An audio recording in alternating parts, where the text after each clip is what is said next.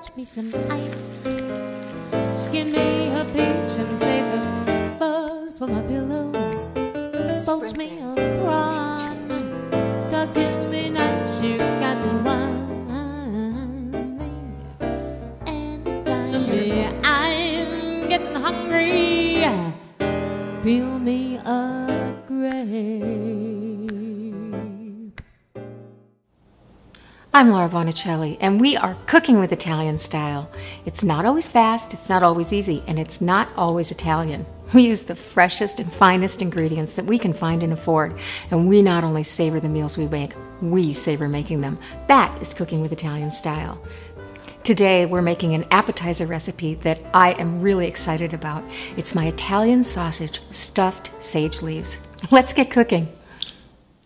Just to give you an idea of where this recipe came from, I was over at my friend Jean's house, who's a wonderful cook and gardener, and I happened to look out the window, and she had this sage plant with these enormous sage leaves.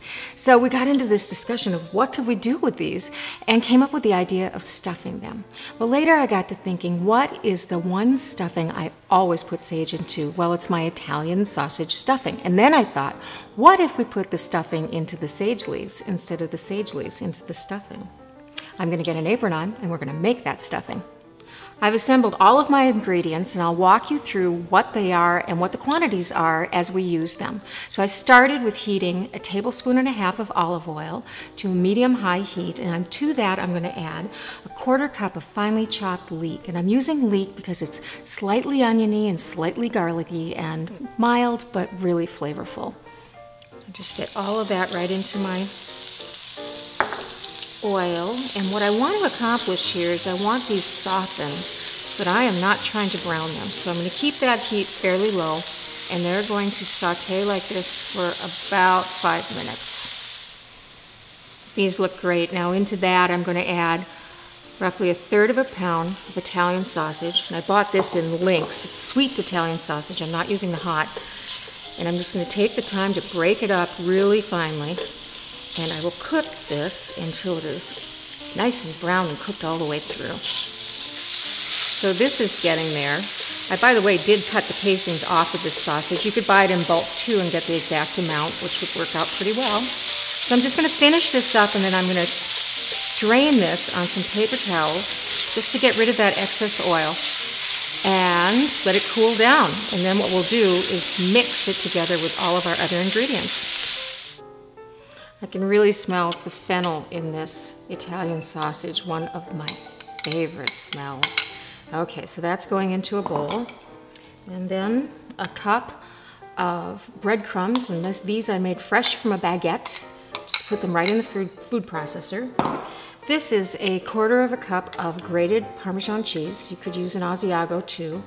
That's really important, adds really nice flavor. So I'm gonna mix this up at this point right now. And I just want to put a little salt and pepper in here, and then I'm going to give it a quick taste. Great.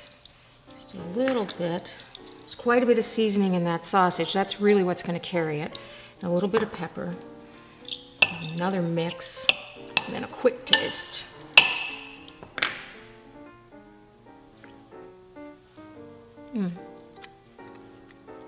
Doesn't need more salt. It's just great. Okay. Now I've beaten an egg, and this is to bind all of this, so that goes right in there. And we just stir that around. Great, and then just to add a little tang and a little more moisture, I'm going to just put in a little bit, after I shake it, about 1 tablespoon, 1.5 tablespoons, buttermilk. Great. Okay, now for our sage leaves. Just lay one of them out. So the trick to doing this is to squeeze the stuffing together. So take a good teaspoon of it, whatever amount you want to use. And the reason I added that buttermilk, I think I'm going to put a little more in here. I added the buttermilk to have it be nice and moist so it would stick together. Okay, then we just put that right on our sage leaf, like that. And then bring one end up and the other end over it, like that. And then just take a toothpick, secure it a little bit into the stuffing. It's a little bit delicate work here, like that. Isn't that beautiful? Okay, let's do another. Here's our sage leaf and some of our stuffing. The sage leaves are so aromatic. I can smell them and they are wonderful. But the thing that is really interesting about it is once you cook them, they get much more mild. So it's not an overwhelmingly sagey flavor. Okay, I'm just wiping off my hands a little bit, and then I'm going to bring up the stem end and wrap the leaf right over it. Oops, a little something on there. Okay, and then secure it like that. Perfect. So just to show you that you don't have to find totally gigantic sage leaves to do this, and there are so many different types of sage. You can find ones that are big, that are more of a normal sage. And this I also, by the way, I ran out and got all of this from Jean's garden this morning. And this is a more normal sized one that still will work. So again, I'm going to flip that like that. And just bring up that stem end and then wrap this right over it and secure it. Aren't these just the cutest little packages? Okay, I'll finish up the rest of these and then we're going to saute them. I'm melting 2 tablespoons of butter into 3 tablespoons of peanut oil. The reason for the butter is to add flavor, and the reason for the peanut oil is to give us a higher cooking temperature, although you will see some browning from the butter. So the butter melts and then starts to foam up.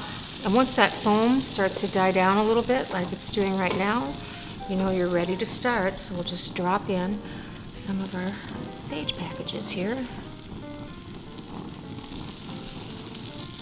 They're bubbling nicely. Let's start with that. Now once they start to get crisp, which happens pretty quickly, you just want to carefully flip them over, and I do mean carefully. It's pretty hot, but you kind of have to get a hold of them like so. And then we'll cook the other side. While these are still warm but set, I'm just going to slide the skewers right out of there, like that.